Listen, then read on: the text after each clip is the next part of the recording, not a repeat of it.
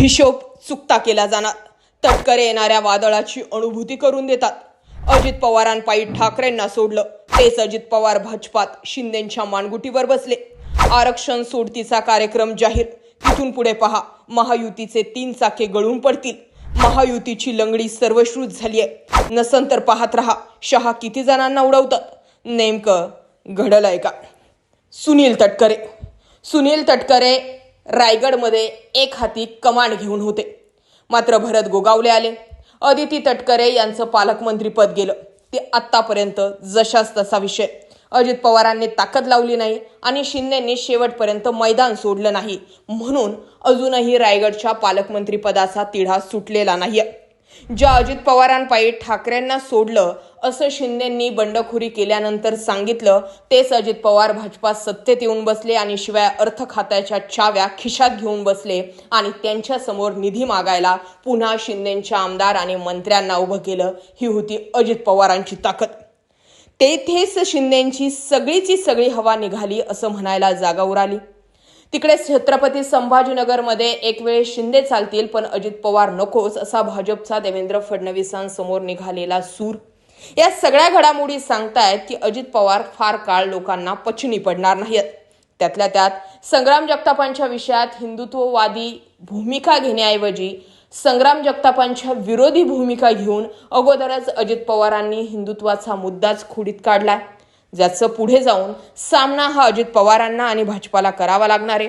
त्यातल्या त्यात 11 नोव्हेंबरपर्यंत जवळपास सगळ्याच आरक्षण सोडतीचा कार्यक्रम जाहीर होणार आहे. तिथून पुढे महायुतीचे 3 चाके 3 ठिकाणी दिसतील अशा चर्चा सुरू झाल्यात. सध्याच महायुतीची लंगडी सुरू आहे हे सगळ्यांनाच दिसतंय.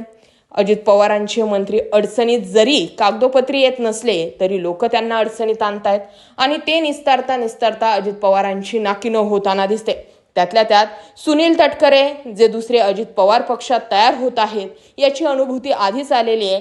ते सुनील तटकरे सुद्धा अनेकांना डिवचताना दिसतात. रायगड जिल्ह्यातील शिवसेना, शिंदे गट आणि राष्ट्रवादी काँग्रेसच्या नेत्यांमधील वाद काही केल्या कमी होताना दिसत नाहीये.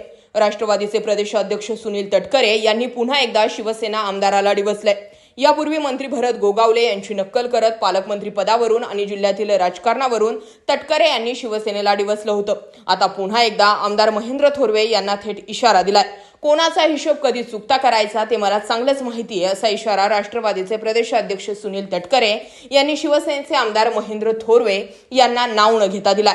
त्यामुळे रायगडमधील शिवसेना आणि राष्ट्रवादीच्या वादात आणखी भर पडण्याची शक्यता आहे. आगामी काळातील स्थानिक स्वराज संस्थांच्या निवडणुकीचा आढावा घेण्यासाठी कर्जतमध्ये राष्ट्रवादी काँग्रेसची सभा पार पडली. त्यावेळी तटकरेंनी महेंद्र थोरवे यांच्यावरती कटाक्ष साधला. या व्यतिरिक्त जर विचार करायचा ठरला तर मावळा सुद्धा आता भाजप आणि एकीकडे राष्ट्रवादी काँग्रेस यांच्यामधून साधा विस्तवही जात नाहीये अशी चर्चा सुरू झाली आहे. बाळा भेगडेंना सुनील शेळकेंनी टाळी द्यायची भाषा केली आणि ते कित्येक दिवसांपासून करतायत. पण शेवटपर्यंत सुनील शेळकेंचा फॉर्म्युला हाच आहे की मी ताटात जेवायला घेतोय असं दाखवायचं, मात्र घास खाऊ द्यायचा नाही. तिथे सुद्धा भाजपामध्ये आणि अजित पवारांच्या पक्षामध्ये बरेचसे वादंग सुरू असल्याचं दिसून येते. एकंदरीत जर सगळाच विचार करायचा ठरला तर अजित पवारांच्या पक्षाला स्थानिक पातळीवरचे कार्यकर्ते जुमानणार नाहीत आणि त्यातल्या त्यात सामावूनही घेणार नाहीत. आणि तिकडे अजित पवारांच्या पक्षामध्येच छगन भुजबळ, धनंजय मुंडे, सुनील तटकरे, माणिकराव कोकाटे असे अनेक बंडखोर तयार झालेले आहेत, जे येणाऱ्या राजकारणात त्यांच्या मर्जीनुसार काही घडलं नाही तर ते एक गट फोडतील किंवा मग स्वतंत्र नेतृत्व तयार करतील. आता या सगळ्या गोष्टींमध्ये ट्विस्ट तेव्हाच येणार ज्यावेळी ठाकरे शिंदेंची सुनावणी 12, 13 आणि 14 नोव्हेंबरला पार पडणार. कारण जशी केस एकनाथ शिंदेंची किंवा ठाकरेंची आहे तशीच केस अजित पवार आणि शरद पवारांची आहे. मात्र घटना वेगळ्यात. आता जे काही निष्कर्ष एकनाथ शिंदे आणि उद्धव ठाकरेंबाबत निवडणूक आयोग राहुल नार्वेकर यांनी लागू केले होते तसेच निष्कर्ष त्यांना राष्ट्रवादी काँग्रेस किंवा अजित पवारांबाबत लागू करता येणार नाही हेही तितकंच खरं आहे. याबाबत तुम्हाला काय वाटतं कमेंट सेक्शनमध्ये जरूर व्यक्त व्हा. जय महाराष्ट्र.